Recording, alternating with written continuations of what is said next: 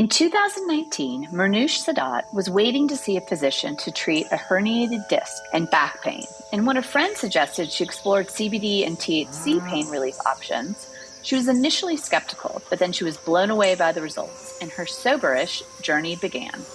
With regular movement, reduced alcohol intake, and a little push from her new pain remedies, Mehrnush felt the stress from her busy law practice melt away. In 2023, she opened Soberish, Atlanta's only non-alcoholic bottle shop and cannabis boutique. The concept has proved wildly popular, and now, just over a year later, she's opened a second location right here in Serenbe. In this episode of Serenbe Stories, Garni and I chat with Mehrnush about her impressive background as a real estate attorney running her own law firm, her entrepreneurial spirit, and why functional holistic wellness is the furthest thing from boring. That's how I found Serenbe. And I thought that this was going to be like a place that I came to on the weekends and brought all my friends and had this great, just great little lock and key kind of thing that I could do. But make plans and the universe laughs, because so much happened before I even closed on the house, with meeting my partner and with deciding around that time to merge my law firm with someone. Like, so many changes happened for me that I wasn't able to get here as frequently or as much as I wanted to. Kind of the only way I felt like I was going to finally get here and be here more was to put a business here. So I love it. Welcome to Serenbe Stories. How are you today? Great. How are you? Good. We've got Garni with us as well. Yes, I'm so happy to be here. And we are so excited to hear about your Serenbe story, as well as the big new opening of Soberish. So we always ask about the Serenbe story, but I do want to also kind of understand in that somewhere how you got here as a lawyer to opening Soberish How boutique. Soberish happened. How Soberish happened. Yeah. So we're super excited and want to hear all the things. Thanks. I always, people always like, how'd you get into this? And I feel like it's a long story and I never know where to start. Yeah.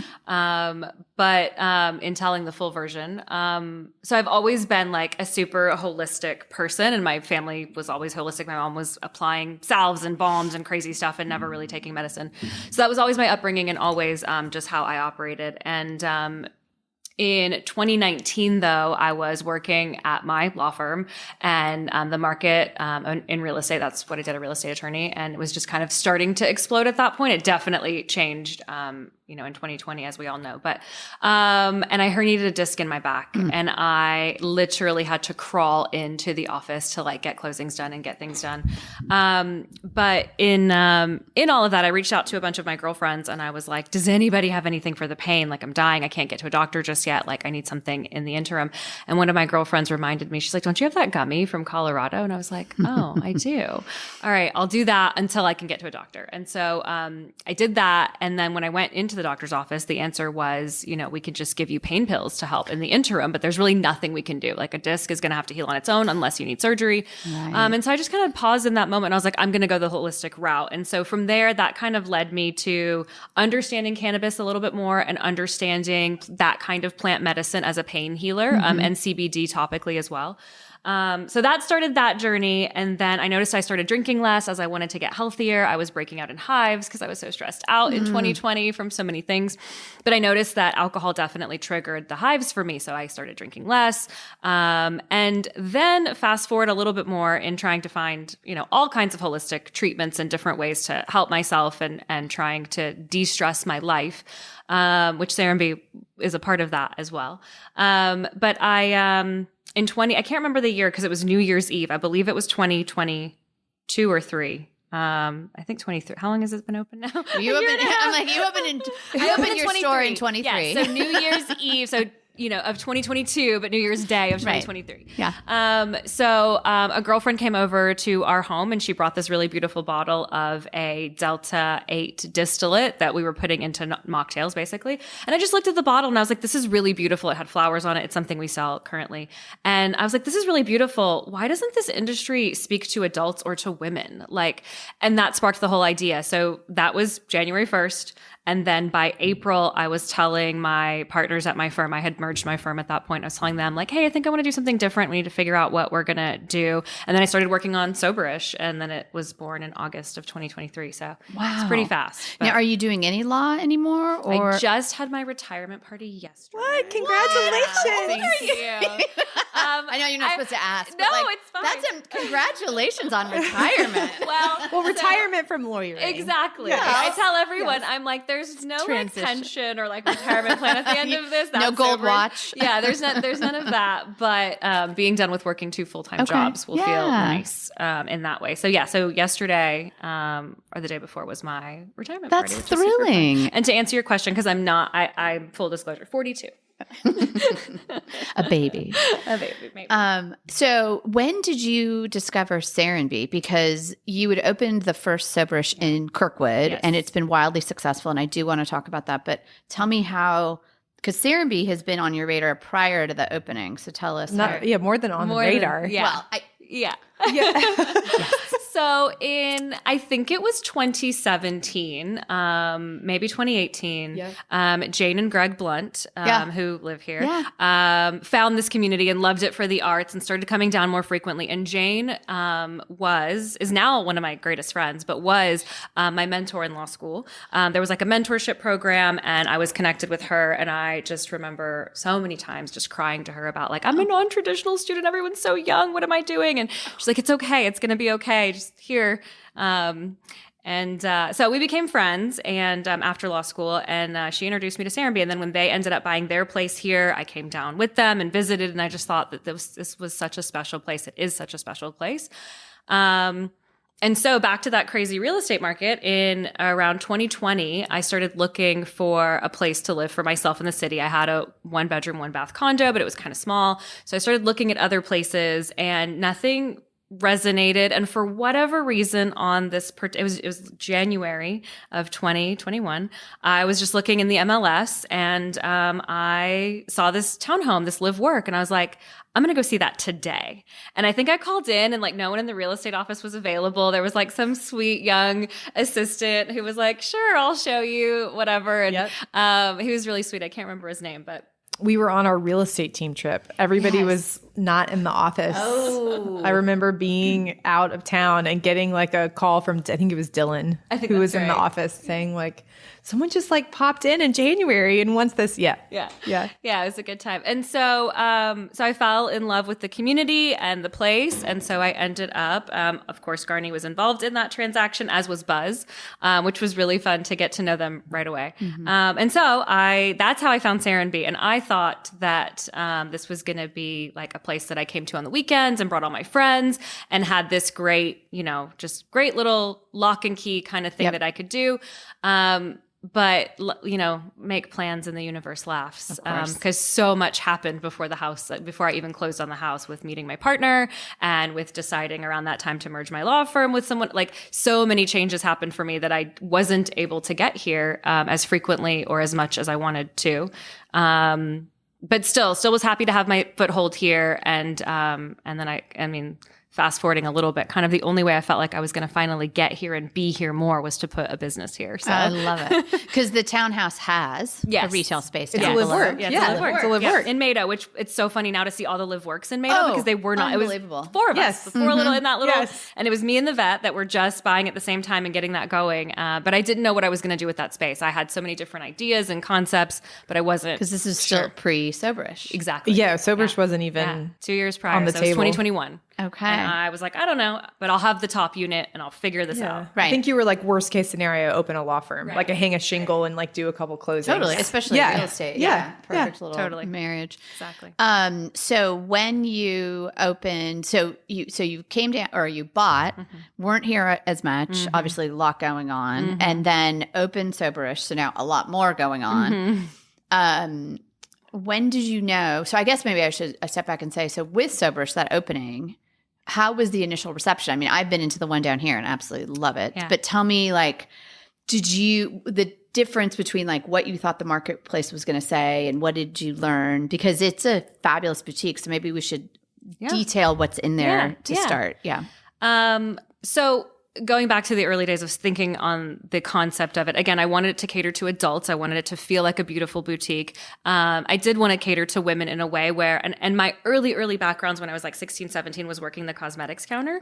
So I thought like, okay, in that environment, we go in, we touch it, we feel it, we see it, we put it on, we have conversations about why this $20 thing is better than this $5 thing that we can get at Target or Walmart. So I thought, okay, I want to create that same experience and that same kind of vibe for people because none of this is very well known to people, neither non-alcoholic, adaptogens, nor THC and CBD. And of course, that part being the scariest part, I guess, for most people to really learn and want to discuss.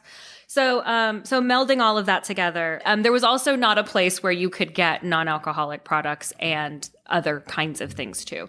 And so what we carry is a wide array of non-alcoholic beverages. You can call it mocktails, you can call it cocktails. It's whatever name you want to give it. But people are surprised when I say a non-alcoholic tequila, mezcal, whiskey, bourbon, gin, all of those things, but that taste the same, that are the same, that can be used as a spirit in the same way, but don't contain any alcohol.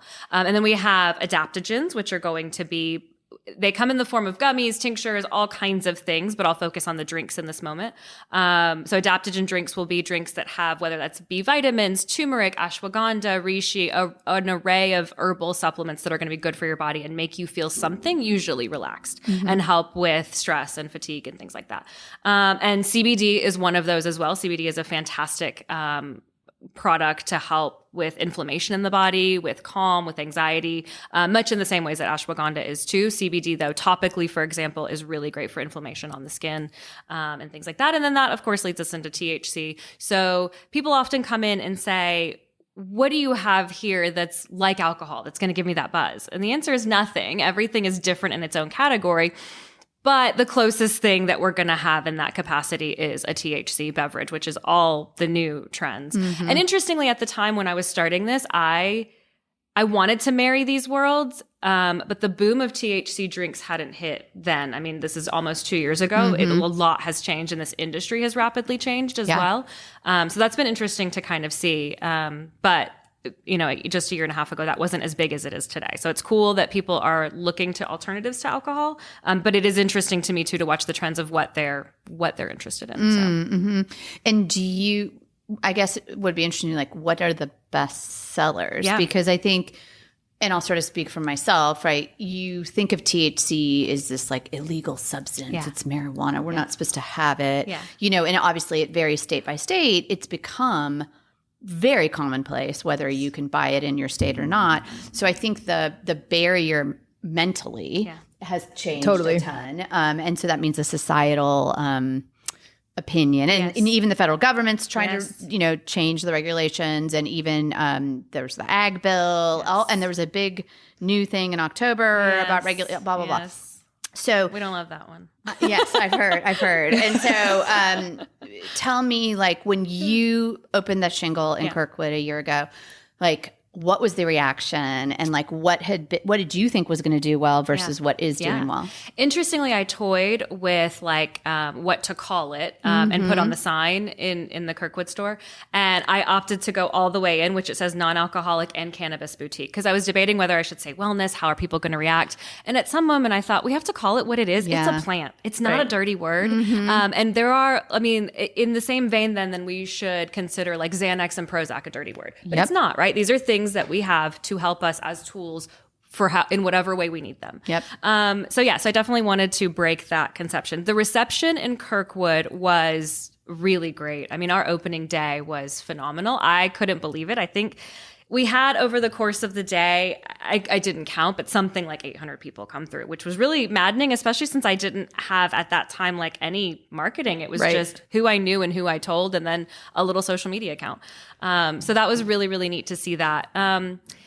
As far as what people like, it's really 50-50 on the products that sell. Some people really are coming in strictly for the non-alcoholic products. Some people are looking for adaptogens. We have people that come in and say, like, talk to me about functional mushrooms. And we always caveat that with not psychedelic. Because people will kind of come in and be like, I heard you have mushrooms. What does that mean? So not psychedelic. That is illegal in almost all states still. But definitely functional. So meaning nootropics that are going to benefit your brain, help with cognition, help with focus, clarity, things that are just going to supercharge you in a way that are really healthy for you. It's been a great reception in the Serenbe store as well. It's been really awesome. It's my favorite thing is having regulars. It's so fun to see, whether here or in Atlanta, the same faces over and over again, and you know what they want, and you're talking about their family and their life and what they did for Thanksgiving. That especially is really special in Serenbe and really true, I think, all the time, since we all kind of know each other. And I love that, like, you know, Garni knows my story. She's like, no, she's been here for a while and remembers all the details, because it's important that we have that as a community. So that's probably one of my favorite parts, and, like, you know, helping people in that way. But pretty quickly, I mean, a year is pretty quick to open a second location. So that's like, I know you had the space, so I think that makes it a little bit easier, but still a big leap. So clearly this did really well up in Atlanta. Yeah. And I mean, I think, you know, Serenbe is larger than just Serenbe. It draws so many people from so many other places. I mean, I think people from Noonan regularly come here to shop in our small businesses and be in our community, among other places, whether that's Palmetto or, I mean, even just day trips for others as they come in. So there's a part of that I thought, okay, I think even within just this community, there's still more people that are coming in to visit and might want a taste of Atlanta if it's too far for them, or just something kind of different. And I mean, but a lot of it, like I said, was me trying to find a way to get myself here more and to get more into this community. And I'm such a workaholic in every way that I knew there was no other way I was going to do it. So it's been a little tough now too, because like I work and then I go upstairs and I go to bed, but soon I'm going to be out there and when it's not dark at 5 p.m. Winter's and tough. cold. Winter's tough for all of us. It is really tough. Well, so what I love, like something that Monica kind of like asked in the bigger question earlier, I always love in the entrepreneurial space, like the winding road of like what you didn't expect. Is there anything that an opening from the Kirkwood that you thought like everyone's going to want this, or everyone's going to want, like, have there been any big surprises, or has it been basically what you expected? Yes, I did think that people kind of understood the non-alcoholic space better than they do. Right. There's still a lot of questions around that, and there's actually a lot of resistance around that with people. So overcoming that is more challenging than I thought. The cannabis is actually easier. People get it. They talk about it. Somebody at some point's given them a gummy, no matter how old they are. I mean, one of my favorite clients in the Atlanta store is like in her mid 80s, and her grandson convinced her she needed gummies, and so she had one and she loved it, and so now she comes in and gets her little supply. Right. But trying to educate on that and break the barrier with people of like, well, why would I want it if it doesn't have alcohol? And I'm like, well, sometimes it's just about the taste and the flavor. I don't want another soda or a sweet tea. Right. It's the ritual, the experience. Exactly. And so not everyone is attuned to that or interested in that. And then adaptogens, like I didn't, that is still a term that people don't know. So when we address that or say that in the shop, people are like, well, what does that mean? And the level, so all of that also bleeds into the level of education that I have to give, which I enjoy and my team enjoys, but it is a lot for us to all stay consistently educated in just a retail boutique setting and to be able to convey that to everyone, because there's a lot of questions all the time. Right. And define adaptogen for us, just because, people may not know. Yeah. So and I hope I don't get it wrong if Webster says I'm wrong. I always define it as any herbal supplement that makes you feel something. Usually it is anti-stress or physically like relieving tension in the body. Right. So anything that is a natural supplement that's going to make you feel relaxed or unwound. So, sometimes adaptogens can also make you feel alert and awake, but generally, and I always use ashwagandha as the best example. That's the one most people know. Yeah. Yeah. Do you, or I guess, I don't know, you opened just recently, like less than a month ago over, I think, early November. For the Serenbe store. For the Serenbe store, sorry. And so for Kirkwood and now for us, do you see these upticks like sober, dry January, or some people were doing sober October? I don't know if that's still alive, but I know we've been talking internally here, women here, like saying to do try January and be like, okay, we need to get you in. We need to come, do like an education of like, what are we going to drink during this time? Besides tea and sparkling water, which is also great. But I think I'm constantly watching the trends, and the trends are definitely showing that more and more people are interested in non-alcoholic. And I think from a year ago to today, the stats have increased even more, but generally the statistic is that 50% of those under 30 don't drink. And I have noticed an interesting fact. Isn't that amazing? I've noticed that when I've hired people, let's say, and they're around 25 or so, and I'll say, okay, if a customer comes in and they're interested in an old fashioned, what would you point them to? And they're like, I don't know what's in that. And I'll be like, okay, what about a margarita? I don't know what's in that. Like, because they haven't had these drinks, so they don't know, which is amazing.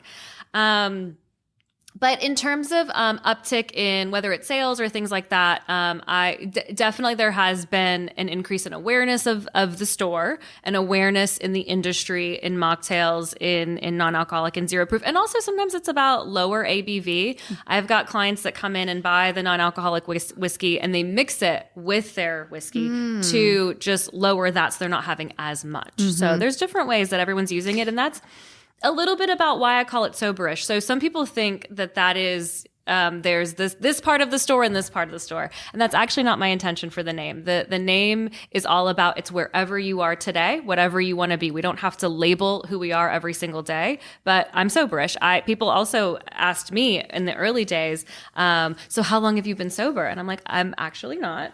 I'll have one good dirty martini every 3 to 4 months. That's my thing. But usually I'm like one and done, because if I do have two, and I had, like, for my birthday this year, I had a couple and I did not feel great the next day. And I was like, this is why I don't do that. This is why I just don't enjoy it as much anymore. So a part of that too is availability. Like sometimes you go to a restaurant, you're with your friends, there's not an option. So you're choosing what you can choose if you don't want a soda. So also bringing awareness to more restaurants and curating some good NA menus with them is on my radar so that we can. Can restaurants, do any of the Delta 8? Can they have that in there? They can. There's no rules against it at present. And I know some in Atlanta that do. I feel funny about that. I feel like it's not dissimilar to alcohol, but still with alcohol, like you can make a decision about over serving someone and not serve them anymore. I think it's really hard to make a judgment call on when someone's too high. Yeah. And also that there's other things that can come from that. I worry about people's safety, not just in driving, but just like their personal safety if they get into those situations where they've been overserved. So there are no regulations, but I don't love the idea of it. Right. Necessarily. I do think there should be some regulation around it. Yeah. No, I love the idea of a mocktail that is not heavy, these sweet, sugary, which are fine, but like a true, like I'm going to have a gin and tonic. Right. Or maybe a gin and soda without the sugar. And you have those options in there, which I think is really cool with the same flavor profile. Exactly. Do you have favorite brands, or where do you discover them? Or there must be like the natural food something conference, I love it. It is really fun to look for these things. My team and I are constantly like, now that the algorithms on phones are set to things, like I'll get fed information. Also on certain platforms where I'm buying product, like new brands will post on those platforms for their product sales. So that's a little bit of how I find it out. But in terms of whether it's the non-alc stuff or anything else, I really do vet every single product before it comes in. Like I taste it, I make sure it's good. I do look at sugar content. I do look at other ingredients, like does it have red dye 40? Because we're not doing that anymore. And I don't know why anyone's still doing that. But I'm looking at all of those things. I'm looking at the packaging because it should be attractive. We don't want unparticular, like I'm not looking for like an alien frog or whatever is right. And then of course price point, because I think that's important for us all. Like some things, there's some really beautiful non-alcoholic wines out there that would retail for like $70 and $80, and I just don't think the world is there yet. Right. So kind of making those kinds of decisions on things. But yeah, I'm definitely tasting it all and looking at it all and making sure that it meets everyone's needs. Yeah, no, I think the trend is really interesting. As we were shopping for Thanksgiving at Fresh Market and Sprouts, I think it was Sprouts, had like a whole section of NA wine, which I was shocked about because that I think has come a really long way. Since and athletic beer is a great one that's at the grocery store. So it's great that these options are popping up more and more. You asked me about my favorites. It's really, everyone asks me that question. Like today, this morning, I had a client come in and say, well, what's your favorite? And I'm like, I really can't. Like, ask me a category. Maybe I can narrow it down. But because I really do taste it all, I must like it if I've brought it on. But I will say I am generally an Aperol Spritz girly. So I love anything in like that bitter orange flavor profile. So Negronis, Aperol Spritz, all of those are my favorites. Yeah. And then the ones we have are fantastic. So brand wise, we have this new Negroni called Lapos, super cute. That's a really good one. And then Penn Tire has probably my favorite Aperol of all the ones that I have. Okay. But I think they're all very, very good. Fun. See, this is why we need to come get educated and do some tastings. Are you planning to do some events? I mean, your opening was so popular. I felt like the whole neighborhood was there, which was so fun. It was to see. great. I think I hated having to compete with Porch Fest. It was just the day that I had to choose to like get it open, which I think was good. I think people took breaks and come over, but I know that that's such a pivotal day in Serenbe that I didn't want to take anyone's time away from that. But I don't think it took away, just I added think to it it. added. Okay, good. Oh no, I think everybody was excited. We're all to about pop over. compounding Okay, events. great. It's better when there's more. Okay, awesome. Thank you. Well, yeah, I hope no one missed any parts of either of the things. So that was fun.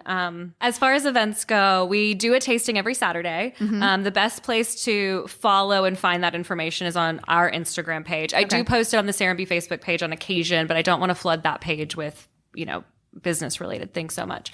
But there's every Saturday right now we're doing a tasting, and I'm working on my newsletter and all the things. So we'll get people to sign up and then they'll get an email of like what our tastings are for the month. Yeah.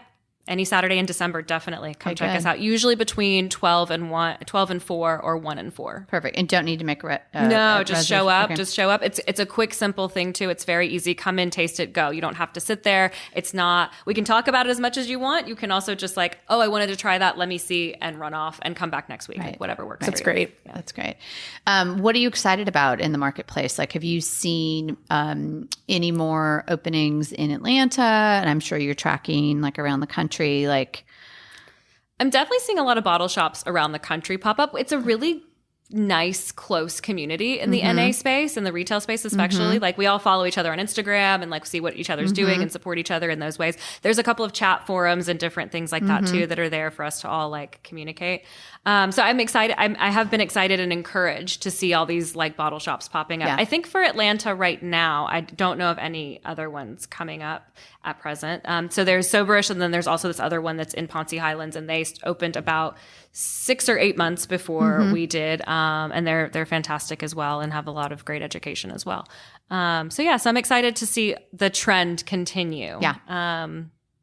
Like, I know there's one bar in Brooklyn that is a complete NA bar. I don't know if you've been to that one or heard about it, but I just think that's fast. Like, I don't think Atlanta's ready. Atlanta has one of those. Does I didn't know that's what you meant. Where? Yeah, it's called the Sober Social, and it's on the West End. And I think she's been open for like 2 years now. That's great. Yeah, that's fantastic. It's super cool. Okay, so See, we don't Yeah, we so don't leave if Serenbe, anybody's Monica. So interested- we don't know all well, the things. I read I know, about other I things. know. I just don't go through them. Just stay right here. I just don't leave. Well, the last thing we always ask is, if somebody was coming for the first time, what would you have them do? Where would you direct them besides obviously going to Soberish? Well, I think some of the we have to do everything in Serenbe, though. All of it's so good. Anytime someone comes, I tell them to go to every small business because everyone is so unique important. and so fun. And then all the restaurants are amazing. I do Blue Eyed Daisy for breakfast. It's just so good.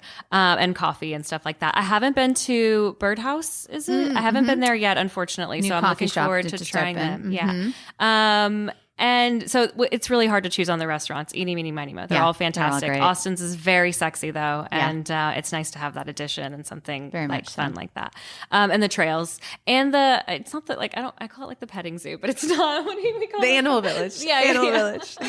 At the end. Yeah. I know that's not the right word. No, sorry. go see the goats. Yes, Yeah. that's always my favorite thing. The donkeys are my favorite too. I love them. They're so good. Yeah. So, all of it though, isn't that all of it? Almost? Yeah.